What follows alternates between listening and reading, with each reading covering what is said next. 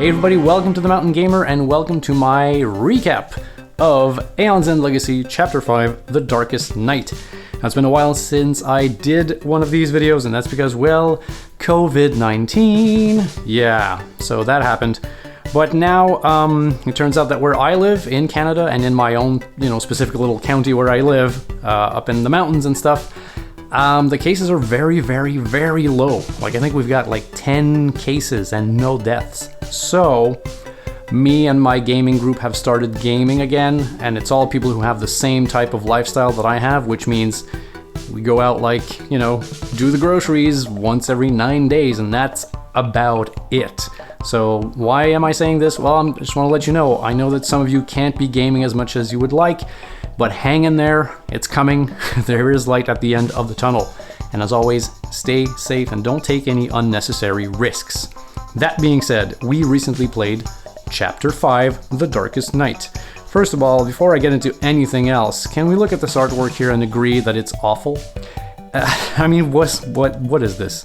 It looks like a late 80s CGI mask burping hot taco burp onto some poor guy. I don't know. I'm not a fan of this artwork. Nonetheless, so we got into this thing with our three characters here. This is me, this is my wife, and this is my friend. So firstly, the game got us to read some flavor text, and I'm going to do this now. Feel free to skip it. I do it because I think it's fun. So here we go, Chapter 5, Introduction. No one saw the breach open at the edge of your camp, a dark void hidden against the night sky. No one saw the fog slip out of the breach, creeping slowly towards New Gravehold, until it is too late. You wake to shouts of alarm as the camp is enveloped. With every breath, you take in a little more fog. You notice your crystals cracking, susceptible to some poison in the air. A faint figure moves through the gloom, grabbing survivors and draining them of life. You jump back as a twisted breach opens just in front of you. Zaxos rushes out, looking panicked. "I made it," he says breathlessly. "I got here in time." Malistar rushes over, covering his mouth to the fog. "What is this?" Zaxos laments. "The Nameless are no longer content to wait for us. This one consumes the unprepared. We should have left their breaches open, studied them. We could have taken their power for our own. I just need to..." The fog begins to thicken around you as Zaxos' last words become muddled. The Nameless has sectioned you off, thinking you easy prey. Just realized I'm way off to the left here. Here we go. Read the back of this card, and we will. Okay, so it goes right into, what you need to do. So open playmat, which is this thing. And when you open this thing, you get the Haze Fiend.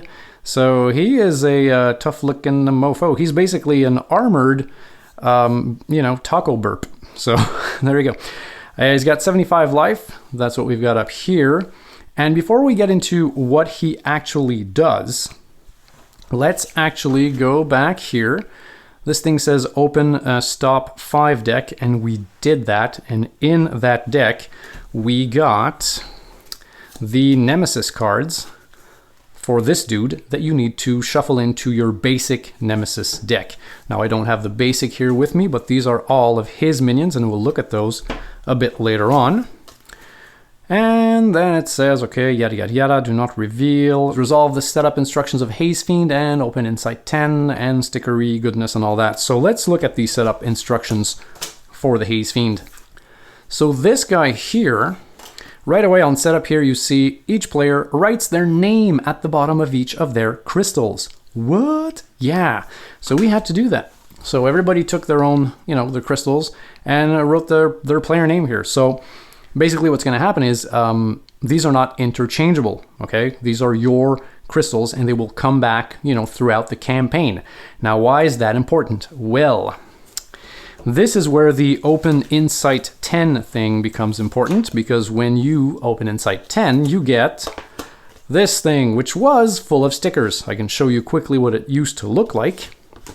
Essentially what these things are, they're stickers that you'll be putting onto your own crystals. And if we look here, we've got this right here. So if you can see this, so it's a crystal and it says gain 1 ether that cannot be used to buy a spell. And then you put this little red thing here just so it looks cool in your hand, when you're holding it. So basically, your crystals are going to become crappier versions of what they used to be. because usually you could just, spend ether to buy anything, but now they cannot be used to buy spells, so it's tougher to buy spells. So that's one thing. Now this thing all plays in with the Haze Fiend here, and I will not read everything. In essence, what this guy does, I mean, you can pause it and read it if you want, but in essence, when he gets Unleash, you'll put a Nemesis token on there, and when he's got 2 at the end of the Nemesis phase, you'll go through this list here, and what this essentially does is, it'll tell you to choose a player, and that player must now put a sticker, one of those flawed stickers, on one of their crystals, either in their hand or discard pile. And on top of that, that player will suffer 2 damage. Now there's a whole list of if this doesn't work, do this, if that doesn't work, do this, but essentially it kind of always works, and you'll either end up, putting a sticker on some card or taking 2 damage. So what happened with us, I'd say 99% of the time, is we'd pick someone, they'd put a sticker on their card, and then they would take 2 damage, which turned out to be a bummer. Now the rest of this is basically just letting you know that these, flawed crystals that I showed you, these things will remain in the campaign. Okay, so these stickers, you can never take them off, as far as I know, and these cards will come back. So for now, I mean, we're at game 5, so I guess 5 more games or something. We're going to be dealing with these crappy versions of our crystals. So that's what this does. Now, one thing I should mention here, if you look at the very bottom, it says, do not replay this chapter if you lose this game. Now, usually in this particular campaign, I mean in Aeon's End Legacy, when you lose a game, you're supposed to replay it, but change nothing, which is one of my major gripes about the game. You just basically replay the same version of the scenario you played, but you will never be putting any stickers on anything, you'll never be upgrading stuff or downgrading stuff or changing anything in the game, which is a major fail, I find. Like, if you're going to make me replay a whole scenario, something should change a little bit, right? I mean, give me some incentive to actually not just tell you to bugger off and I'll just move on to the next one. Now, what the game actually tells you to do when you lose a game is to play with Malistar's Gift. See, it says, use this token only when you replay a chapter. Use it only once during that game. So basically, it's like, oh, you sucked last time, now you get to use this. And what this does is you'll flip it over and it'll be any player gains 5 life and then Gravehold gains 5 life. And when you flip it over, it looks like this. It's a one-time use thing. So you know what we said? We're like, the game doesn't even want us to replay it if we lose. So you know what? Let's actually use this in this single game. So we did. So we put it right there. And it turns out that we did use it. And boy, did we need it. Because this guy, first of all, 75, that's pretty high, let's be honest. And the fact that everybody takes 2 damage every time, and the fact that it's now tougher to buy spells, it just got to a point, like, I actually wrote down the stats here, and I have this, like, on this pad here. At the end of Act 1, like, as soon as we flipped over an Act 2 card in the Nemesis pile, we were at, this guy was at 68 on 75, so we didn't do a lot of damage. And Gravehold was at 20 over 30, which is significant. And as far as our people here, I think it was like 8, 7, and 7, which, isn't awful, but isn't good either. And we hadn't bought anything fancy because, again, every time this guy got Unleash, well, crystals became crappy. You just couldn't buy spells anymore. So that was really the major thing going on in this game. Now, if you're interested, we can take a look at some of his personal minions here. So let's flip a few of those here. So Disintegrate, Unleash, okay, giving him tokens. Gravehold suffers 3, which is bad. And the player with the most cards in hand that cost 2 or more degrades all of those cards. So what is degrade? Degrade is another rule that came up in this particular scenario, and I think it's going to happen over the course of the campaign. Basically, what it means is, if you had, let's say, a spell in your hand, okay, and it costs 4, 2 or more, so it costs 4. You have to then go to the offer section and you swap it out for a cheaper card. That's what degrade means. So, on top of having difficulty buying spells, what would happen is we'd have this, pretty cool spell in our hand, and then we'd degrade it to just a cheaper version that didn't really do the same thing as the other one, right? I mean, you're building your strategy as you're buying these cards, and then the game is like, well, you know, throw that out and just deal with something else. So that was also a major part of what was going on in the scenario, and it was a bummer. So let's flip through those again here. So we have a minion here. Oh, this is level 3. Yeah, sorry, they're like backwards. Okay, sorry. You know what? Let's just actually do it right. So this should be level 3. This is level 2. This is level 1. All right, let's do this. So, level 1, a 7 minion Smog Beast. Persistent. Grateful suffers 1 damage. Not too bad. Any player discards a gem. Okay, not too bad. Grateful suffers 2. The player with the most crystals in hand places a flawed sticker and a non-flawed crystal in their hand or discard pile. Sorry, on a non-flawed. So again, this basically is kind of the same thing as his whole situation there. You're going to put a sticker on a gem. Here, it's a power 3. Grateful suffers 3 damage. It's this particular scenario I found was very, very aggressive on Gravehold. I had to heal Gravehold a lot, and I did this with my guy up here. I have a sticker on here. We can look at that really fast. But yeah, there you go. Plastercaster. Gravehold gains 5. I think I did this 3 or 4 times. I kid you not. Gravehold was always on the brink of dying. I think it got down to 2 at a certain point, like mid-game. So very, very tough on Gravehold. Continues here, it says the player with the most expensive spell in hand degrades that card. Again, with the degrading. Here we have this guy from 12 Monkeys. Rune Prisoner. When a player deals damage to this minion, that player degrades a card in hand. So every time you hit this guy, you would now swap out your good card for a crap card. So the trick with this guy is, let's actually wait until we have 7 attack and we can deal it all in one go. Because if you do it, you know, once or twice or thrice, well then you keep degrading cards, which is bad. So yeah, and of course, Grateful suffer 3 damage every turn of the Nemesis turn. This dude here, the Smoke Guardian. Immediately, okay, you'd read some stuff here, which turned out to not be so bad. I think I have the card here. Let me just go through it here.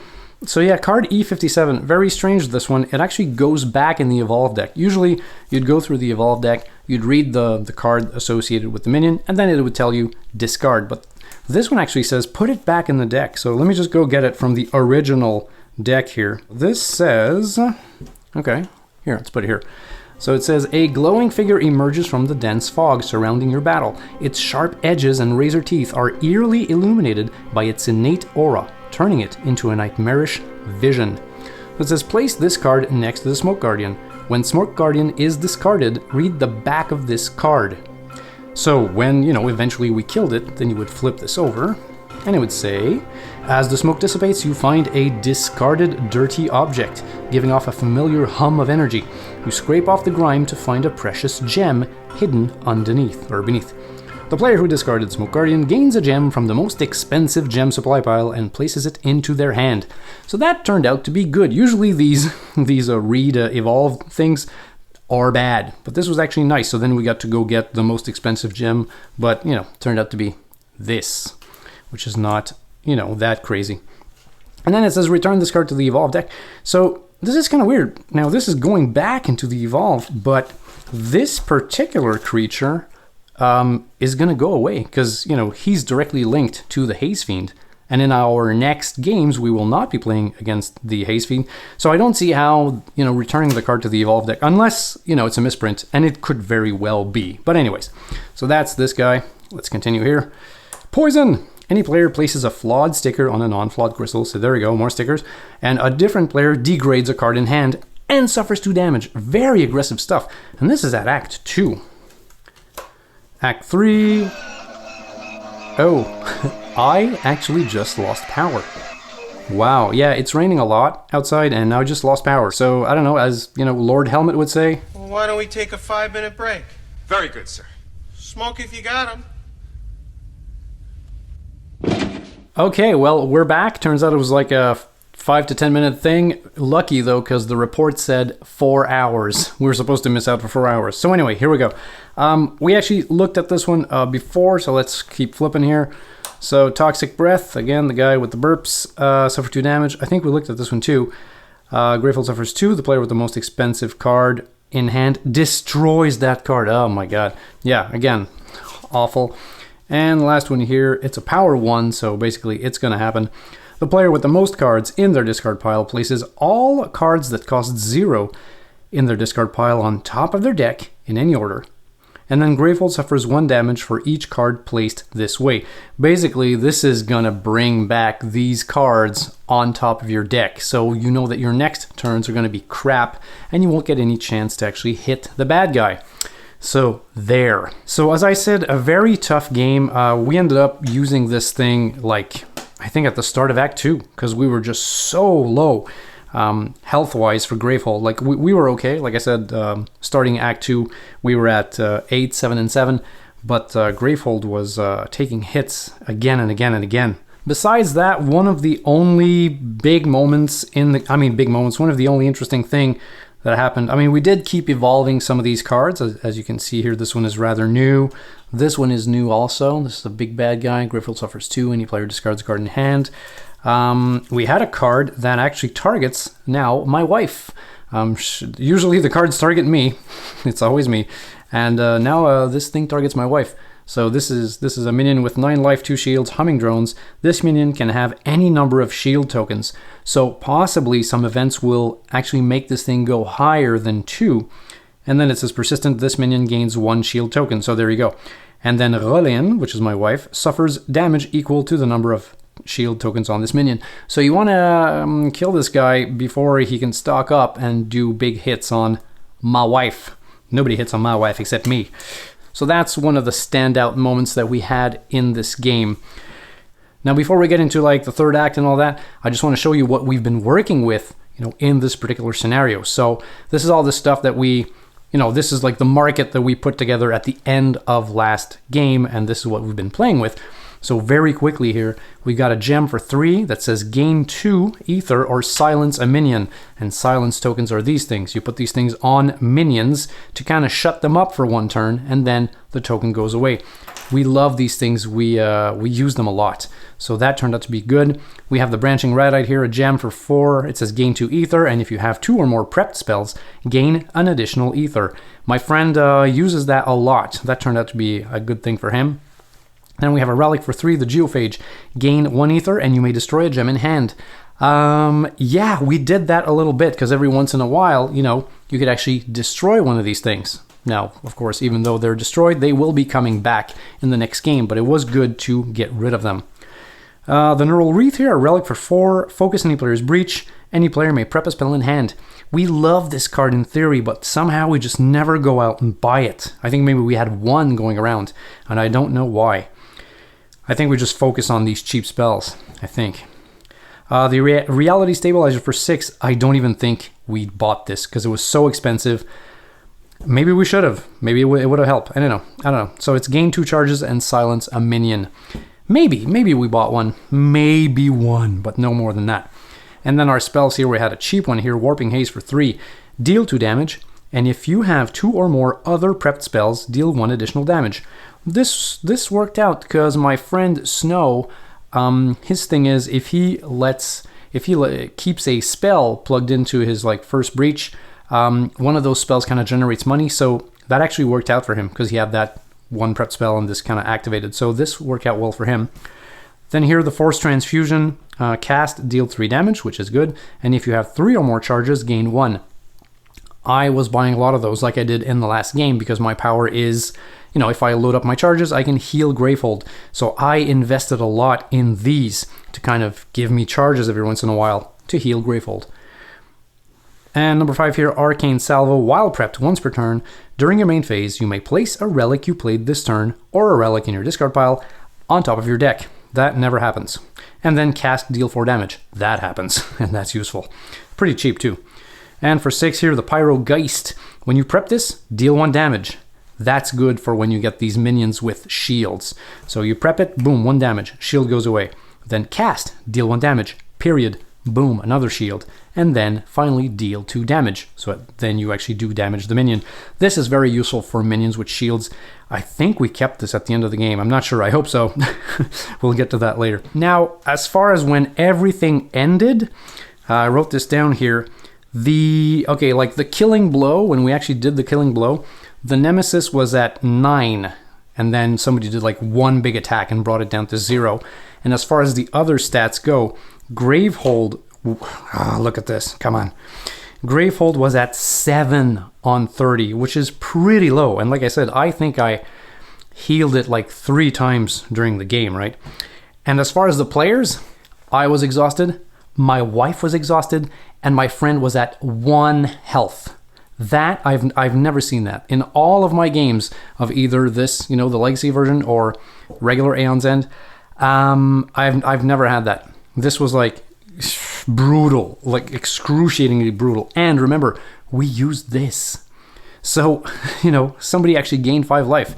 And as far as Gravehold gained 5 once, and I healed it 1, 2, 3 times. So that's like 20. Like 20. So basically, Gravehold, it's like if Gravehold was at 50 and it got brought down all the way down to 7 at the end of the game, which is, yeah, I think this scenario was designed to have you lose. I think it was, and maybe that's why they don't want you to replay this chapter. Or maybe it's because they don't want you to put more stickers on cards. I don't know. But bottom line, this thing was totally brutal. And you know what? We cheated. I'm sorry to say. When it got down to it, we were at the Nemesis deck, and this thing was at 9. It was like, if we flip a Nemesis, like in the turn order deck, if we flip a Nemesis turn order card, we're gonna lose. But if we flip one of ours, we're gonna win. And it was like, okay, shuffle, and then we flipped. It was like Nemesis. Okay, we just lost. But then it's like, let's see what the next one is. It was us.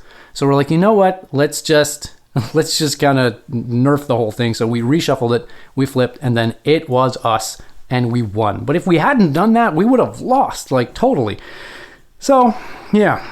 So this was pretty harsh. When everything was all said and done, we got to do the end game stuff, and we got some upgrades. So let's get into those right now. So one of the first things that we did was to open Insight 11. And this thing was all full of stickers and a new rule. We'll get to that later. But these stickers are pretty cool. And we got to pick one each and put it on our character cards. So let's see which ones we took. This was basically to give your charge activated ability a secondary thing. So like if you load everything up, you'll do these 2 things. So my wife already had... sorry, focus here. So my wife already had the top one here, mouth to mouth. Any player gains 3 life, and we used that in this game. I think 2 or 3 times. Yeah, man, it was harsh.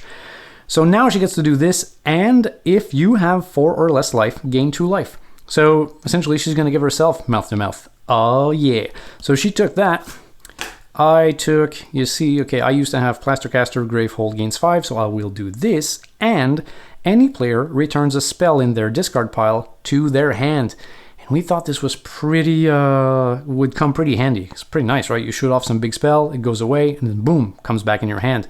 So every time I, heal the city, somebody's going to do a cool little thing. So it's like, a passive thing for something that you would do anyway. And we like that. Next one here, my friend Snow almost never uses this thing, actually. And his thing is, he didn't even give it a name. See, he doesn't care. It says, cast any player's prepped spell without discarding it. That spell deals 1 additional damage. Sounds cool, but somehow he never gets to do it. Okay, he always uses his money to buy spells and stuff. And his new sticker here, it says, and reveal the turn order deck and return the revealed cards in any order. He felt like this was useful. I mean, it is. It's kind of a cute thing. But then again, it was like, you almost never do it. So if you do it, then, we'll do this thing. So yeah, why not? And as I said before, we ended up cheating because of the turn order deck. So maybe this will, yeah, I think that was the whole joke around the table. It was like, why don't you just buy this? That way we don't have to cheat anymore. So there you go. And the ones that we did not take, if you guys are interested, we've got reveal the top 3 cards of the Nemesis turn order deck, put them back in any order, which is exactly the same thing as what my friend took. So, whatever. Here it says, and any ally gains 2 charges. It's useful, but we just like the other ones better. Gravehold gains 2 life. I already give Gravehold 5. So, I mean, I thought of maybe putting this one so Gravehold would gain 7. But we kind of like the idea of me like healing and doing something funky instead of doing just like more of the same. Here, and you deal 3 damage to a minion. Sounds cool in theory, but if there are no minions on the table, this is just wasted. And over here, you focus any player's breach twice. Again, fun to focus a breach twice, but usually, when you start activating these things, it's usually later in the game. So focusing breaches later in the game didn't seem like something we should be, it just won't happen that much. So we let this one be. And now down here, the rulebook sticker D here turned out to be related to the contents of this box here. And in here we had, well, there's nothing there, but essentially it's these little tokens here. They call these pulse tokens, okay? That's all that there is in this box. This is going to come into play with some new cards. So essentially the pulse tokens are going to be some kind of currency that you'll be kind of stocking up on, every once in a while, and then you'll get to use them to do a thing. So with that in mind, let's look at the new cards that were offered to us, and then we'll talk about which we traded and everything, and what these pulse tokens actually do. Okay, so these 4 here are the new ones that we could pick from. And remember, the rules say you have to take 2 and swap with 2, but you don't have to respect, the actual setup that you had, in the sense that if you had 3 relics, you don't need 3 anymore. You can just have 2 or whatever. There's certain rules for that, but essentially you can be kind of loose with the structure of your market or whatever. So let's look at these things here. So they offered a gem that costs 3, conductive grit, gain 2 ether, and then gain 1 pulse token. Okay, cool. Or you may lose 1 pulse token. If you do, gain 3 ether. So see, that's what I'm talking about. This is like, a currency that you swap for other things. So the Infernal Mirror here, it says, any ally gains 1 charge. Sweet. Any player gains 2 pulse tokens. Okay, pretty sweet. And then you may lose 2 pulse tokens. If you do, cast any player's prepped spell. That spell deals 1 additional damage. So this is pretty cool. What else here? We got the Breach Communion.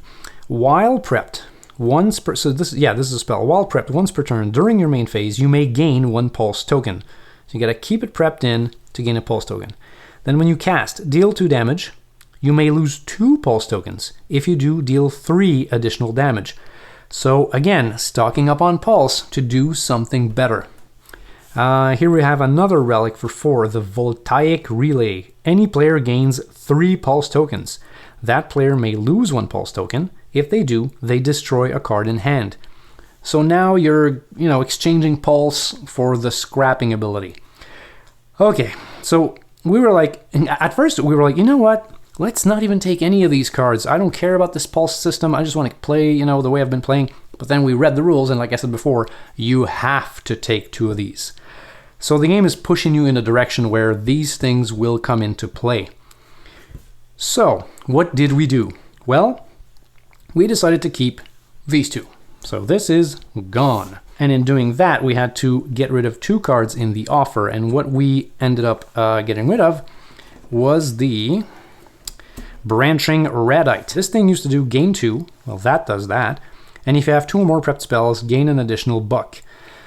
Okay, but I mean, if you lose a pulse token, gain an additional buck, essentially. So we're like, okay, so this is like a same version of that one, but it uses tokens. And it's going to give us tokens to do something else.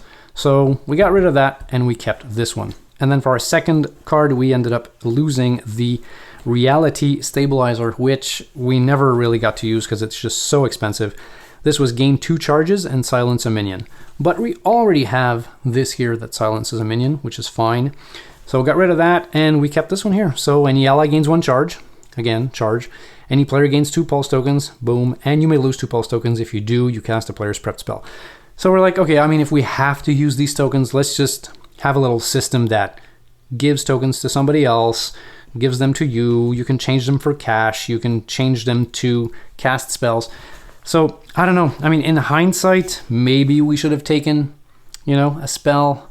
But we were like, let's not get too attached to spells, because if you remember, there's a new mechanism here, and I don't know if they're going to use it anymore, but this whole mechanism of degrade a card. So like if you invest a lot in these and then they just end up being degraded for something cheaper, then it's like, what's the use of these spells, right? So I don't know, but we could only pick 2, and yeah, that's what we did. So we lost these and we took these. So that's that. Pretty excited to get on with the next one. So again, just to wrap up, the bad guy turned out to be a real pain in the butt. we ended up using this even though, we didn't even have the right to do so. We ended up healing Greyfold 3 or 4 times. We ended up healing ourselves probably 2 or 3 times, and at the end of all this was like dead, and at 1 life. So all in all, this particular scenario of the man who burped a taco turned out to be awful. But still, we had a lot of fun because this was like our first game since March, I think, since this whole confinement situation. So we did enjoy playing it, and I'm sure if you try it, you will too. And you know what? If you have tried this scenario and you have managed to win it legally, please let me know in the comments, because I don't know that it's actually winnable. So there you go.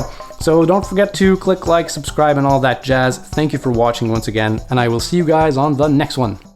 If you've enjoyed this video, please consider hitting the like button down below. Now, I know it seems like a very small thing to do, but it actually does help the channel when you do that. And if ever you should find yourself in a super generous mood, well, I do accept donations via PayPal. And anything you give, big or small, will help keep me going.